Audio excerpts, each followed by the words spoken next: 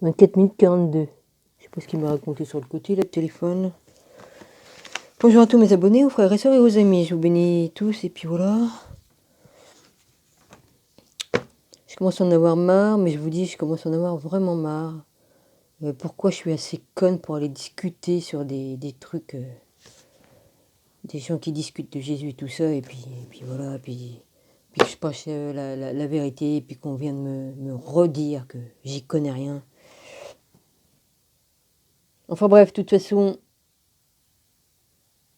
c'est pas le propriétaire de la chaîne qui vient m'embêter, c'est d'autres qui sont sur la chaîne. Ça, c'est la fameuse plume que j'ai eue comme signe. Voilà, parce que là où c'est qu'elle était placée, fallait aller la mettre, hein. Je vois pas comment, hein. J'avais demandé un signe du ciel et j'ai eu une plume blanche. C'est pas la première fois que ça me le fait. Vous me direz, il y a les oiseaux, ils font leur nid sur le toit, ça tombe, mais bon, comme tu demandes un signe et puis que j'ai eu des fois la plume à me tomber directement au pied, voilà, hein. En marchant dans la rue des fois, hein. Ça tombait, hop, ça arrivait du ciel, je voyais la plume arriver, tink. Bon, vous me direz, elle peut s'envoler aussi du toit, oui, enfin bon, voilà. Comme on a un signe, Dieu, il choisit de t'envoyer la plume qu'il veut, hein.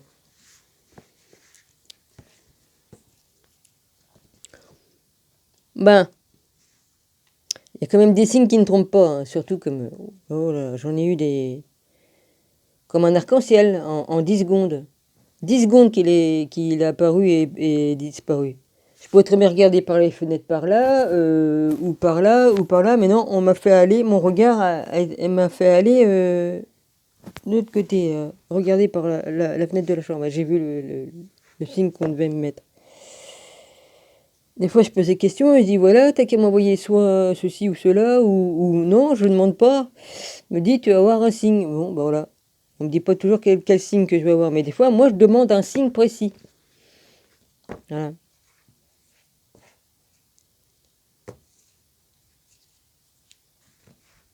Ben oui, hein.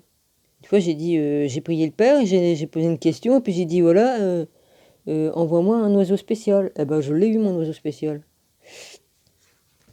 On peut dire que le jour où j'ai ouvert mon rideau, l'oiseau déjà s'est pas sauvé, alors que le bruit, ça fait un bruit sur quand même, pas mal. Là, l'oiseau s'est pas sauvé et il me regardait. Et ouais, franchement, l'oiseau était pas comme tous les autres oiseaux, hein. J'ai eu que des trucs comme ça.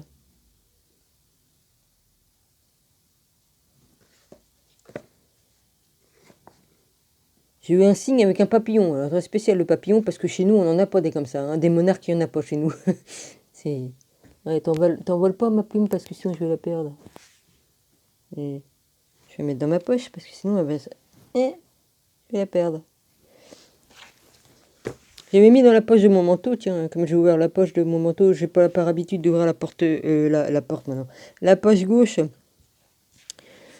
je l'avais mis dedans, oui, le jour où je l'ai trouvé.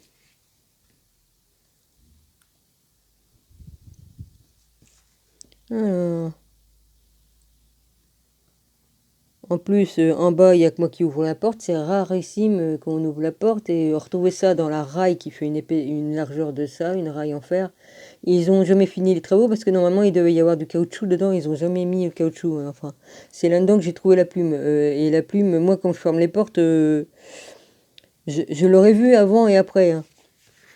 Hmm.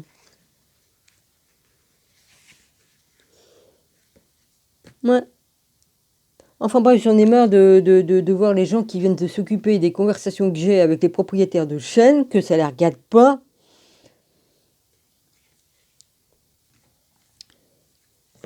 Que j'explique les faits du temps de Jésus, hein, tel que ça s'est passé, et que les autres viennent me reprendre, qu'ils n'y connaissent rien dans la lecture de la Bible en plus, ils connaissent même pas la Bible, il y en a, même pas les écrits ni quoi qu'est-ce, ils ne savent même pas déterminer ce que ça veut dire ni quoi qu'est-ce. D'ici qu'ils aient lu la Bible de long en large comme moi je l'ai fait, je ne veux pas me glorifier, mais bon, à l'âge de 10 ans, si, à l'âge de 10 ans, oui, à l'âge de 10 ans, oui. Je devais avoir 10, 12 ans ou 14, je sais plus trop, hein, parce que à l'âge de 10 ans que j'ai commencé et, et j'ai lu la Bible d'un coup. Voilà, j'ai décidé, je sais plus si j'avais 12 ans ou 14 ans, je sais plus, comme je l'ai lu la Bible en son entier. Enfin bref, dès l'âge de 10 ans, j'ai dû la lire, ou 12 ans. De toute façon, bon, je vais avoir 60 piges, alors s'il faut que je me rappelle exactement l'âge, hein, on n'est pas à 2 ans près.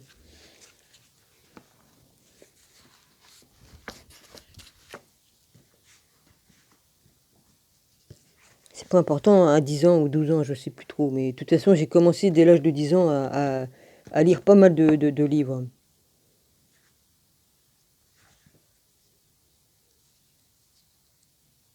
Dans les trucs sérieux, quoi. Alors, non, sinon, j'ai passé ma vie à lire, hein, les bandes dessinées, tout un tas de trucs, quoi. Non, j'ai dû commencer vers l'âge de 14 ans à la bibliothèque municipale, parce qu'on n'en avait pas avant. C'est vers cette époque-là qu'on a eu une bibliothèque municipale. Et là, tous les livres y ont passé. Tous les livres, tous les livres, tous les livres.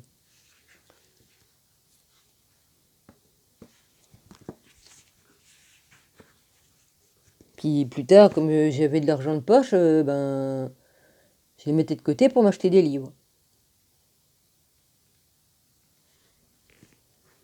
C'est pour ça que j'ai eu ma propre bibliothèque personnelle, mais bon, j'ai pas pu garder tout, sinon je rentrais pas dans mon appartement là, ici, hein, je rentrais pas, hein. C'est toute ta bibliothèque qui aura rempli l'appartement, hein. J'en ai donné à droite à gauche et puis voilà. Non, sinon, soit que tu dors dehors et puis tu laisses tes livres chez toi. Ah oui, c'est marrant. Bon, j'arrête mes conneries, moi. Allez. Alors j'étais arrêté. Je vais reprendre un petit peu plus haut. Ouais, j'étais arrivé à profondément la foi en Jésus. Bon, bah, je vais reprendre le chrétien ostentatoire. Attends une minute. Où c'est qu'il y a un point là-bas, là? Vas-y, vas-y. Hum. Bon, je vais reprendre à partir de 2 siècles après la disparition officielle du temple. Ce qu'on oublie ici bien volontairement, c'est que le temple a poursuivi son action sous diverses couvertures et sous un ésotérisme secret qui dissimule pendant des décennies, a continué de transmettre son patrimoine spirituel en spirituel et savant, sous la forme les plus ignorées de la chrétienté ostentatoire. Ouais, bah, il ferait bien d'arrêter de venir me casser les couilles comme je suis sur une chaîne de quelqu'un. Ceux qui viennent là-bas, là. Non mais franchement, je vais finir, je vais même plus parler à personne. Enfin, je me comprends sur les autres chaînes que... Je sais pas, je vois une vidéo qui m'intéresse, j'y vais, et puis voilà, je donne mon avis à la personne qui est propriétaire de la chaîne. Il y a toujours des trucs là qui s'y connaissent rien, ils sont juste là pour venir embêter les gens qui discutent. Chacun a le droit de donner son avis et ne pas être d'accord, mais qu'on vienne pas me dire que je mens. Je ne fais que dire la vérité. Eux, ils ont leur propre vérité, enfin, soi-disant, leur vérité, parce qu'ils y connaissent rien dans, dans la Bible, ni rien. Ils sont même pas capables de me donner un passage de la Bible, ni quoi qu'est-ce. Ils savent mieux que moi. Ouais, ça, c'est ça, ils savent mieux que moi. Eux, ils se fient à ce que les autres écrivent des romans ou écrivent des livres sur le sujet de Jésus, Marie-Madeleine, sur tout ça. Et puis les autres se fient, bah, ceci, cela. Il y a plusieurs versions déjà en plus. Hein, alors il faut savoir prendre la bonne version. Déjà. Non, il n'existe pas de papier. Non, il n'existe pas de papier qui prouve ceci, qui prouve cela. Ah, bah évidemment, le Vatican, il a écarté tous les livres et tout ça. Enfin, je dis le Vatican, le temps des papes, hein, parce qu'il n'y avait pas du... Le Vatican n'a pas existé depuis le début, tel qu'on le connaît maintenant.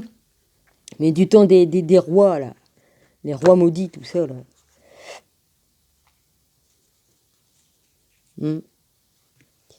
Il y avait des papes, et puis qu'est-ce qu'ils faisaient, ces papes-là? À cette époque-là, ils faisaient bien des orgies, ils couchaient entre eux et tout ça, entre cousins, ils étaient tellement près, entre cousins que... Hein. Ils avaient des cousines tellement proches de sang, ils couchaient entre eux, même entre frères et sœurs, ils couchaient. C'était vraiment Babylone là-bas, hein, à l'époque. Quoique, pas grand-chose qui a changé. Hein. ils font hein, à l'époque, les prêtres, ils avaient le droit de se marier, tout ça, à un moment donné, puis après, on change tout. Hein. L'autre qui est venu me parler, elle m'a dit, ouais, Jésus, il n'était pas marié, et puis un tel était... Il n'y avait que quelques apôtres qui faisaient le célibat. Mais qu'est-ce que j'en ai à foutre que, parce qu'il y a des apôtres qui ont décidé qu'ils ne se mariaient pas, que, soi-disant, qu'il a dit, hein, lui, parce que... Normalement, si tu étais juif, tu devais te marier. Mais non, non, non, mais il connaît mieux que moi l'histoire. Et comme il n'a pas étudié comme j'ai étudié. Et puis il n'a pas lu les papiers, les papiers officiels. Ouais. Et ça vient de me remettre à ma place que ça, il connaît rien. Non, lui, il croit que ce que le Vatican I, le Vatican II, puis les papes qui existaient bien avant qu'il y ait eu un Vatican, hein, parce que vient de m'expliquer des trucs que je suis plus au courant que lui, que j'ai eu des révélations par Jésus lui-même en plus, et qu'on vient de me dire que je sais pas mieux. Ouais. Bon, bah, heureusement que j'ai pas dit que j'étais dans des autres vies, parce qu'ils m'ont dit ouais, ça n'existe pas la réincarnation. Bah oui, bah faut lire Enoch, hein, c'est dedans. Évidemment qu'on veut pas qu'on sache qui on est, hein. Les gens ils réfléchissent pas. Dieu a fait l'homme à son image. On a les mêmes pouvoirs en nous, puisque Dieu est en nous, puis nous on est en lui. Mais ça réfléchit pas, hein.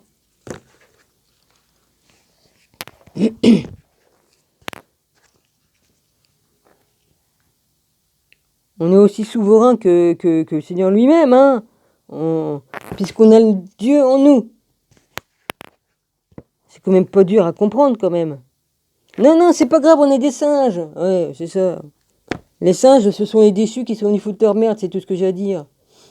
Le pouvoir.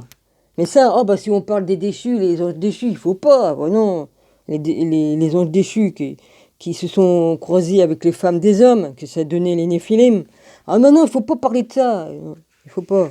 Non, c'est pas vrai, non. On me dira, c'est pas vrai, ça n'existe pas. Puis leur connerie, elle existe. En tout cas, elle est bien palpable. Hein. De ceux qui disent qu'ils y connaissent rien, qui viennent vous remettre à votre place.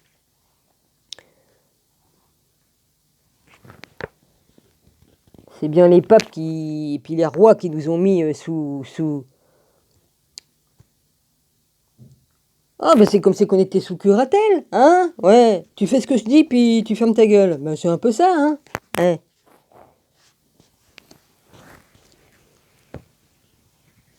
Ah, je vais finir même plus. Je vais sous les trucs des. Où c'est qu'il y a les chrétiens qui discutent? J'ai quand même bien le droit d'aller discuter avec des gens qui s'y connaissent. Parce que le monsieur qui fait la chaîne, des fois, il y en a, ils sont prêts, il y en a, ils y sont pas, mais bon. C'est comme ça. Bon, j'en suis douze, moi. Du coup, je me suis coupé complètement dans le fil du truc. Bon, c'est que le temple a poursuivi son action sous diverses couvertures et sous un ésotérisme secret qui dissimulait pendant des décennies a continué de transmettre son patrimoine spirituel et savant sous les formes les plus ignorées de la chrétienté ostentatoire. Ainsi, ces règles étranges, occultes et un peu connues peu connues, fut-elle dénoncée comme très anti-religieuse, parce qu'elle visait à développer la capacité d'éveil du moine de la coïncidence des opposés et surtout qu'elle visait à détruire la vision romaine et catholique de la mission christique. Les Templiers, s'ils gardaient profondément la foi en Jésus, une foi juste et tolérante, libertaire et libératrice, hérissée de connaissances orientales pour voie directe, par voie directe, ne pouvaient plus croire en la justesse du pape, ni en celle de toute l'Église catholique. Ils ont bien raison. Et quand on les obligeait dans leur initiation sous des épreuves précises à cracher sur la croix, ce n'était pas le Christ que l'on se proposait de nier. Ouais, ça, jamais il l'aurait fait, ça, cracher sur la croix. C'est faux. Ce sont des menteurs. Ils n'ont jamais fait ça, les chevaliers des Templiers. Ils n'ont jamais fait ça. Il s'agissait plutôt de s'attacher à la dépendance aux croyances erronées de l'Église catholique, par là même de réfuter les bourreaux du temple, de rejeter l'adoration du crucifix fixe. Cette notion de souffrance voulue comme nécessaire est donc capable de justifier le bûcher et de rejeter la culpabilité qui accompagne cette foi dans la volonté absolue de se dépouiller de toute attache formelle de pouvoir. Et c'est ainsi que l'ordre du Temple finira par s'extirper définitivement de sa dépendance masochiste à l'Église catholique, pour épouser résolument la confession orthodoxe occidentale en 1810, en l'Église des chrétiens primitifs qui devient l'Église apostolique templière gnostique. Ils sont revenus à la source.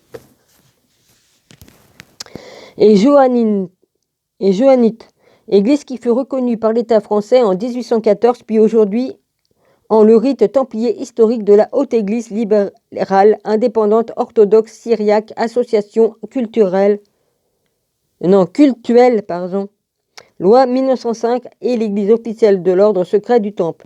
Et Saint Grégoire de Nice, d'inspirer une fois de plus l'engagement templier. Une fois la nature passée à une condition plus divine, l'homme prend la forme qui lui donne ses traits moraux sans que son essence soit différente de son apparence, mais il est connu tel qu'il est, tempérant, juste, doux, pur, aimant, pieux. 2 Timothée 3,4. Ou encore dans ses vertus dotées de tous les biens, ou paré d'un seul ou bien de la plupart, ou inférieur en celui-ci, mais supérieur en tel autre. Cette leçon, c'est selon les propriétés de ce genre qui manifeste la supériorité morale ou son contraire que les individus sont repartis en diverses formes qui les distinguent les uns des autres. Les Templiers n'étaient pas proches des cathares qui, eux, étaient issus de la spiritualité chrétienne très gnostique du mouvement bogomil.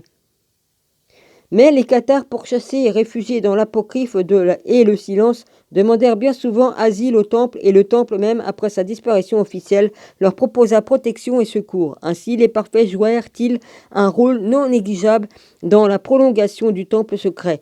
Les cathares, qui n'étaient absolument pas localisés dans le seul midi de la France, étaient des chrétiens manichéens, c'est-à-dire non dualistes, contrairement au sens le plus répandu, car Manès était un penseur dont la doctrine essentielle était de dépasser la dualité, le dualisme, en posant le dualisme. Ainsi les cathares posaient-ils le dualisme